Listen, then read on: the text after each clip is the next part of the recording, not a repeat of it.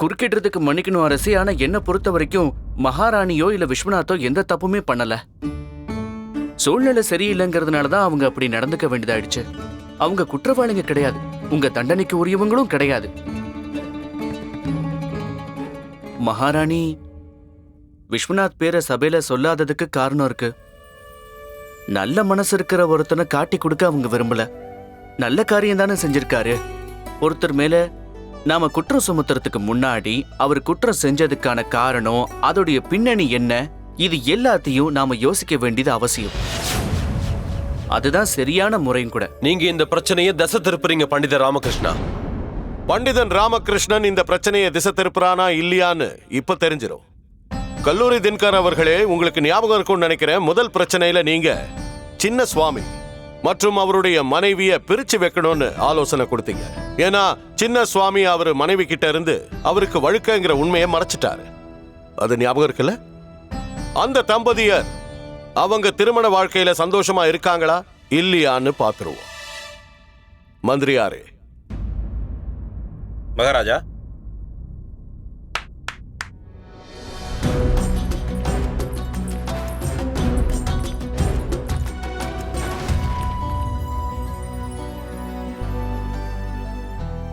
என்ன மன்னிச்சிருங்க மகாராஜா.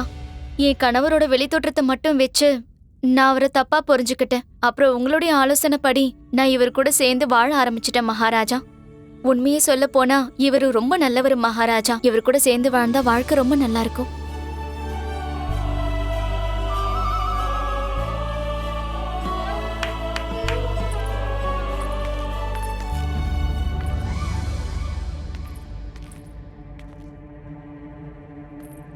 மகாராஜா, என் மகன் புஜ்ஜிய வளர்ப்பு தாய் தந்தை கிட்ட இருந்து பிரிச்சு வச்ச நாள்ல இருந்து இன்னைக்கு வரைக்கும் என் மகன் காய்ச்சலால கஷ்டப்பட்டுட்டு இருக்கான்.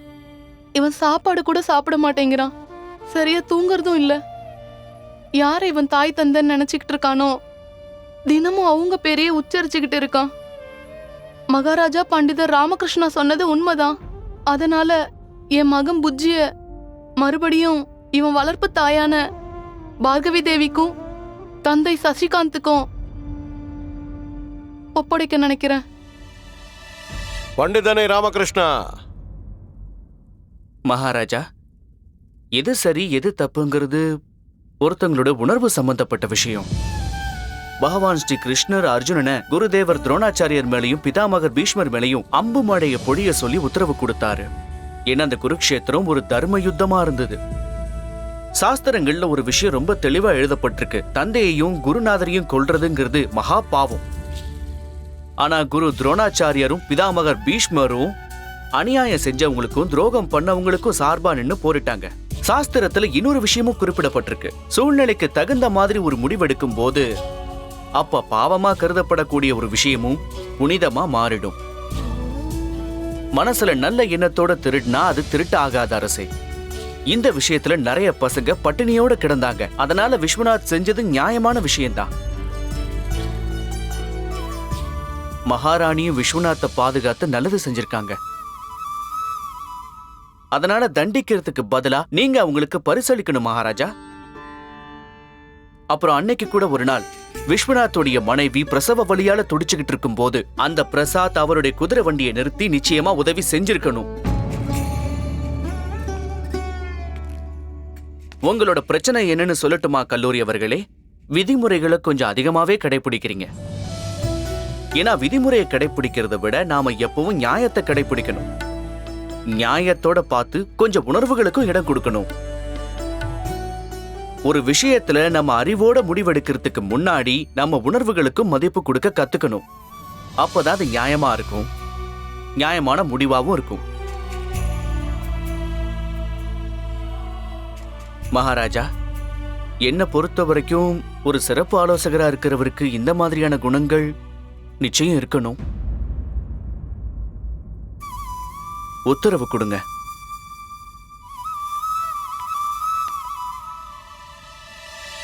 பண்டிதனே ராமகிருஷ்ணா.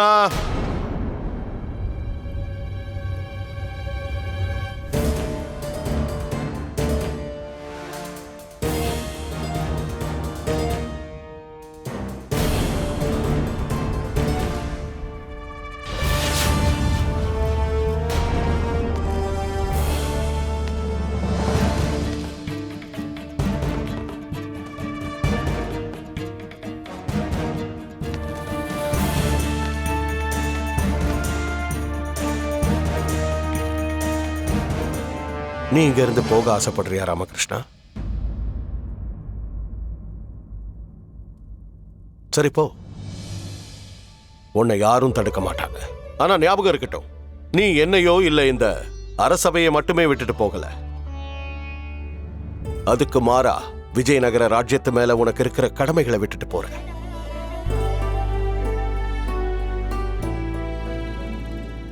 உன்கிட்ட இருந்து நியாயம் கிடைக்கும்னு நம்புற. விஜயநகரத்தை சேர்ந்த ஒவ்வொரு பிரஜையையும் நீ இப்போ இங்க இருந்து கைவிட்டுட்டு போயிட்டு இருக்க. அவங்க எல்லாரையும் ஏமாத்திட்டு போற. நம்ம நாட்டு மக்கள் உன் மேல மரியாதை வச்சிருக்காங்க. நீ எடுக்கிற ஒவ்வொரு முடிவையும் அவங்க எல்லாரும் மதிக்கிறாங்க. நானும் மதிக்கிறேன். உன்னுடைய முடிவுகளை நான் மதிக்கிறேன். அதனால இன்னைக்கு இங்க இருந்து போகணும்னு நீ முடிவெடுத்துட்டீன்னா அந்த முடிவையும் நான் ஏத்துக்க தயாரா இருக்கேன்.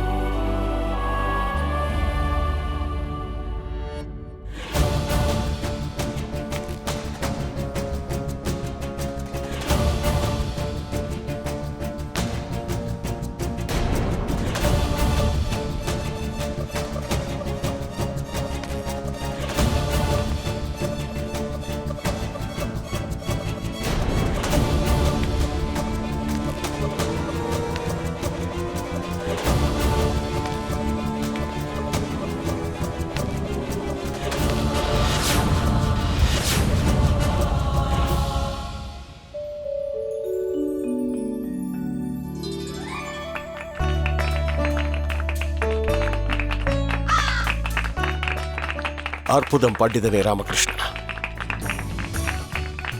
ரொம்ப சந்தோஷம்.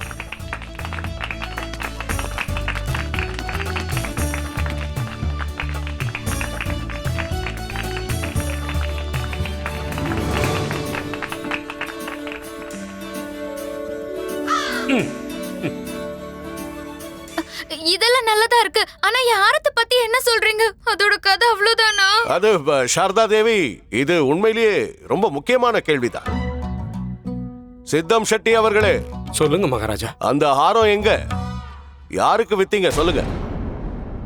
மகாராஜா, நான் அந்த ஆரத்தை வித்தது நம்ம ஆச்சாரியார் தாத்தாச்சாரியார் கிட்டதான்.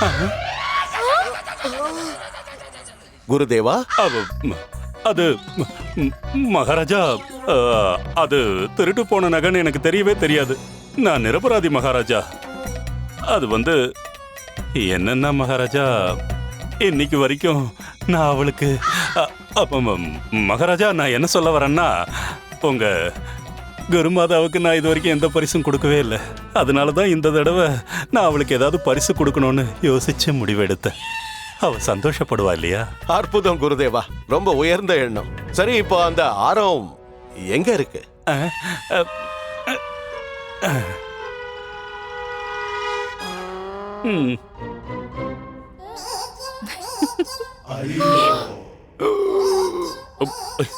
குருதேவா, இந்த ஆரம் தான், இதுதான் என்னோட ஆரம் மகாராஜா. குருதேவா, இந்த ஆரம் உங்க கழுத்துக்கு ரொம்ப அழகா இருக்கு. இருந்தாலும் எனக்கு தெரிஞ்சு அந்த ஆரத்தை சாரதா தேவி கிட்ட கொடுக்கறது தான் நல்லது.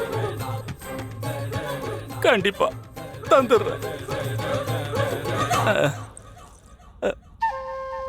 இந்த அம்மா சாரதா தேவி. நன்றி குருதேவா. சாரதா, நீ குருதேவாக்கு நன்றி சொல்லுமா. ரொம்ப நன்றி குருதேவா. பரவாயில்லம்மா, இருக்கட்டும், நல்லது. நல்ல வாய்ப்பு, கிழமை திட்டலாவா? என்ன குறிச்சி, நீங்க போய் அந்த ஆரத்தை பணத்தை கொடுத்து வாங்கியிருக்கீங்க. இப்ப பண்டிதர் ராமகிருஷ்ணா அதை வேணும்னே வாங்கிக்கிட்டாங்க. மகாராஜா பண்டிதர் ராமகிருஷ்ணா சின்ன வயசுல புத்திசாலியா இருந்தாரு. இப்ப கூட அரசவையில அவரோட அறிவு கூர்மைய எல்லாருமே பாராட்டுறாங்க. சாஸ்திரங்களை நாங்க 2 பேரும் ஒன்னாதான் கத்துக்கிட்டோம். ஆனா அதோட விவரங்களையும் அதை எப்படி நல்வழியில செயல்படுத்துறது அப்படிங்கறதையும் நீ நல்லா தெரிஞ்சிருக்கறாமோ. மக்களோட நன்மைக்காக நீங்க எதை செய்யவும் துணியற. இத உன்னால மட்டும்தான் செய்ய முடியும். அரசவையில சிறந்த ஆலோசகரா இருக்க தகுதி உடையவர் யாருன்னா அது நிச்சயமா நான் கிடையாது, நீ மட்டும்தான். நான் அந்த ஆண்டவன் கிட்ட பிரார்த்தனை செய்யறேன், எதிர்காலத்துல என்னைக்காவது ஒரு நாள் உனக்கும் மகாராஜாவுக்கும் நான் உதவியா இருக்கணும். கல்லூரி, நம்ம பாலிய பருவத்திலையும் இல்ல இந்த பருவத்திலையும் சரி, நான் என்னை அறியாம உன் மனசை ஏதாவது காயப்படுத்தி இருந்தா அதுக்கு நான் மனசார உன்கிட்ட மன்னிப்பு கேட்கிறேன். தயவு செஞ்சு நான் மன்னிச்சிரு. பண்டிதனே ராமகிருஷ்ணா, புத்திசாலித்தனத்திலையும் திறமையிலையும் உன்னை மிஞ்ச ஆளே இல்லைன்னு நீ மறுபடியும் நிரூபிச்சு காட்டிட்ட. கல்லூரி தின்கர் அவர்களே, இந்த தடவை நீங்க எடுத்திருக்கீங்க பாருங்க, இந்த முடிவை நானும் ஏத்துக்கிறேன். இந்த பதவிக்கு ஏத்தவன் பண்டிதன் ராமகிருஷ்ணன் தான்.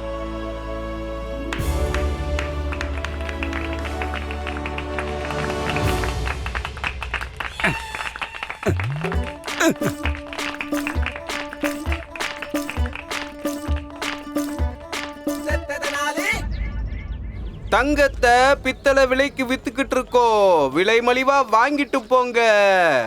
வாங்க வாங்க வாங்கிட்டு போங்க, எல்லாமே குறைவான விலைதான், வாங்கிட்டு போங்க. வாங்க வாங்க வந்து வாங்கிட்டு போங்க, எல்லாத்தை விட விலை குறைவுதான். அங்க என்ன நடக்குது? வா போய் பார்க்கலாம் என்ன நடக்குதுன்னு. ஆமாமா வாங்க போலாம்.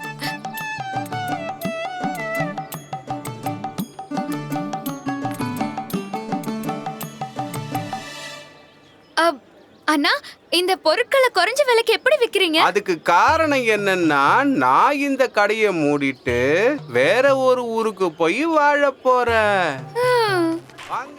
குருஜி குருஜி அங்க பாருங்க, அங்க பாருங்க. குருஜி குருஜி அங்க பாருங்க, அங்க மலிவான விலையில வித்துக்கிட்டு இருக்காங்க, நிறைய மக்களும் வந்திருக்காங்க. அங்க மொத்தமா தீர்ந்து போறதுக்குள்ள நாமளும் போய் ஏதாவது வாங்கிக்கலாம். வாங்க குருஜி. வாங்க குருஜி வாங்க, நாமளும் போய் ஏதாவது வாங்கலாம். சரி போய் பார்க்கலாம்.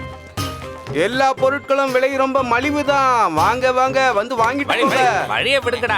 தள்ளுங்க தள்ளுங்க குருஜி வராங்க, தள்ளுங்க தள்ளி விடுங்க. வாங்க. வணக்கம் குருதேவா, வணக்கம், வணக்கம். என்ன வேணுமோ வாங்கிக்கங்க. அம்மா நீங்களா?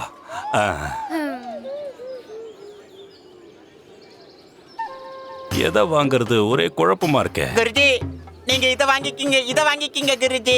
இதுவா? எதுக்கு?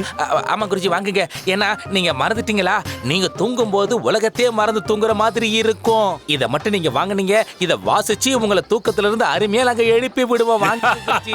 நல்லது நல்லது, இது தேவைப்படுற பொருளா தான் தெரியுது. இத பார்ப்பா வியாபாரி, குருஜி இந்த பொருளை எடுத்து காட்டு. இதோ எடுக்கிறேன். இது என்ன விலை? இதோட விலை ஒரு பித்தளை நாணயம் தான். நாற்காலியா? அம்மா, நம்ம வீட்ல ஏகப்பட்ட நாற்காலிங்க இருக்கு, நம்ம இத வாங்கிக்கலாமா? தலகாணியும் நிறைய இருக்கா. ராமன் நாள் முழுக்க தூங்கிட்டே இருப்பான், அதனால முதல்ல நம்ம வீட்ல இருக்கிற எல்லா தலகாணியையும் தூக்கி வெளியே போட்டுடணுமா? அப்பதான் தலகாணியும் இருக்காது, தூக்கமும் வராதா? அம்மா புல்லாங்குழல், அம்மா அதை வாங்கிக்கலாமா? ஆனா அதை யாரு வாசிக்கிறதா? அம்மா அதெல்லாம் அப்புறம் பாத்துக்கலாம், முதல்ல வாங்கலாம். அண்ணா அந்த புல்லாங்குழல் எவ்வளவு? இந்த புல்லாங்குழல் ஒரு பித்தளை நாணயம் தான். சரி கொடுங்க. கண்டிப்பா. ரொம்ப நன்றி. அப்புறம் வேற ஏதாவது வாங்குறீங்களா? ஏன்பா வியாபாரி, நானும் தான் வாங்க வந்திருக்கேன், என்னையும் கொஞ்சம் கவனி. மன்னிக்கணும் குருதேவா, உங்களுக்கு என்ன வேணும்? அதை எடுத்து காட்டு. சீக்கிரம் போ. இந்தாங்க குருதேவா. டேய் கனிமணி, குருஜி நீங்க அடிக்கடி என்கிட்ட புலம்பிக்கிட்டே இருப்பீங்களே தரையில படுக்க வேண்டியதா இருக்குன்னு, அதனால நான் இத உங்களுக்காக வாங்குறேன். குருஜி உங்களுக்கு உண்மையாவே பரந்த மனசு. நீங்க எங்க மேல ரொம்ப தான் அக்கறை காட்டுறீங்க குருஜிங்க. வாங்குங்க வாங்குங்க.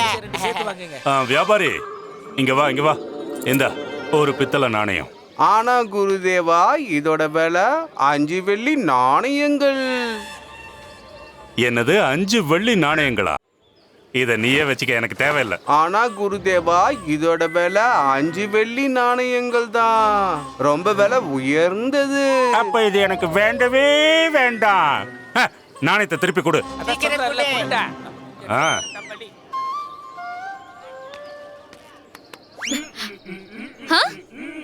எனக்கு வேணுமா? ம்.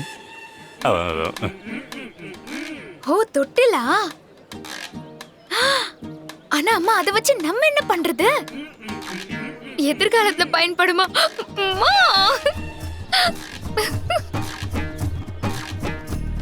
ஏன்பா வியாபாரி, எனக்கு இந்த தொட்டில் ரொம்ப பிடிச்சிருக்கு. நான் இதை வாங்கலான்னு இருக்கேன். டேய் மணி, இந்த வீணா போன கிழமை இதை எதுக்காக வாங்குறேன்னு போய் கேளுடா போட. குருஜி, தொட்டில எதுக்காக நீங்க வாங்குறீங்க? இதை வச்சு நீங்க என்ன பண்ண போறீங்க குருஜி? சொல்லுங்க சொல்லுங்க குருஜி. அது என்னன்னா, என்னோட போர்வை இருக்கு இல்லையா, அது அடிக்கடி கட்டிலுக்கு கீழே விழுந்துருது. அதை எடுத்து கொடுக்க நீங்க அங்க இருக்க மாட்டீங்க. நான் அதை எடுக்கணும்னா கொஞ்சம் குனிஞ்சாகணும். அப்படி குனிஞ்சா என் இடுப்பு ரொம்ப வலிக்கும்.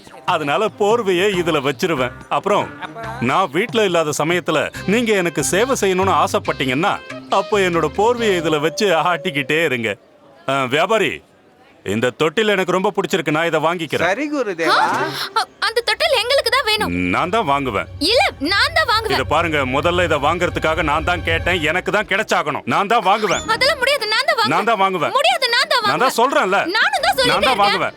நீங்க சொல்றது சரிதான் குருதேவா. இருந்தாலும் நீ குறுக்க வராத. இது எங்களுக்குள்ள இருக்கிற பிரச்சனை. தினமும் நடக்கிறது தான். நாங்க பாத்துக்கிறோம். நான் தான் வாங்குவேன். இல்ல, நான் தான் வாங்குவேன். அதெல்லாம் முடியாது. நான் தான் வாங்குவேன். இல்ல, நான் தான் வாங்குவேன். அப்படின்னு ஒண்ணு பண்ணுவோம். இதுக்கு அதிக விலையை யார் கொடுக்குறாங்களோ அவங்களுக்கு தான் இது கிடைக்கணும். சரியான போட்டி. நான் இதுக்கு 2 பித்தளை நாணயங்களை தரேன். நான் 3 தரேன். நான் 4 தருவேன். நான் 5 தரேன். நான் 6 தருவேன். நான் 7 தரேன். குருஜி குருஜி குருஜி, நீங்க விலையை ஏத்திக்கிட்டே போக, கீழே மட்டும் இறங்கவே இறங்காதீங்க. நான் ஏன் சொல்றேன்னா, ஒட்டுமொத்த விஜயநகர மக்களும் உங்களை தான் பாத்துக்கிட்டு இருக்காங்க. ஏற்கனவே உங்க மான கப்பல் ஏறி பறந்துகிட்டு இருக்கு, புரியுதா? அதனால நீங்க விலை இறக்காதீங்க குருஜி, ஏத்திக்கிட்டே இருங்க. 10 பித்தளை நாணயங்களை தரேன். அப்படித்தான். நான் 15 தரேன். ஒரு தங்க நாணயத்தை தருவேன்.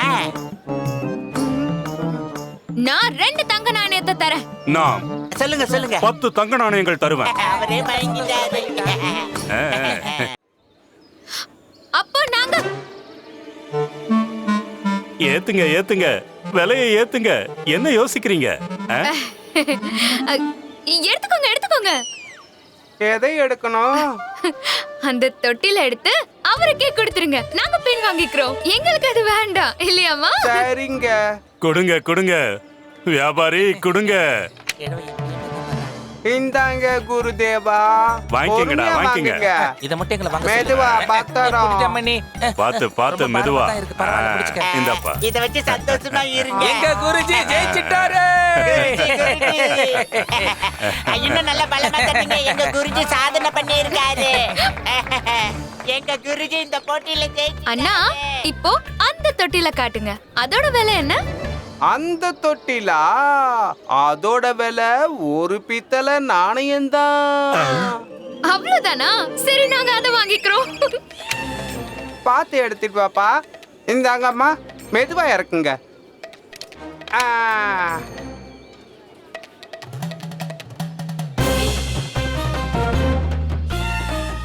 நன்றிங்கம்மா.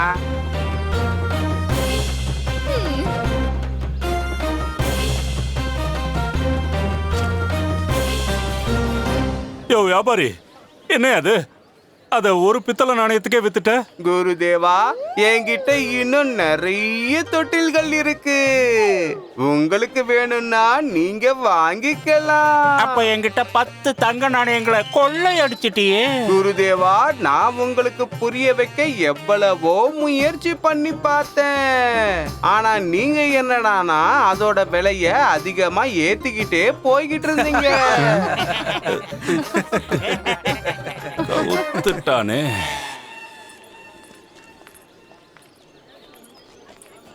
அட சரதா, தொட்டிலா? என்ன விஷயம்? ஏதாவது சந்தோஷமான செய்தியா என்கிட்ட சொல்லு. நடனம் ஆட போறீங்களா?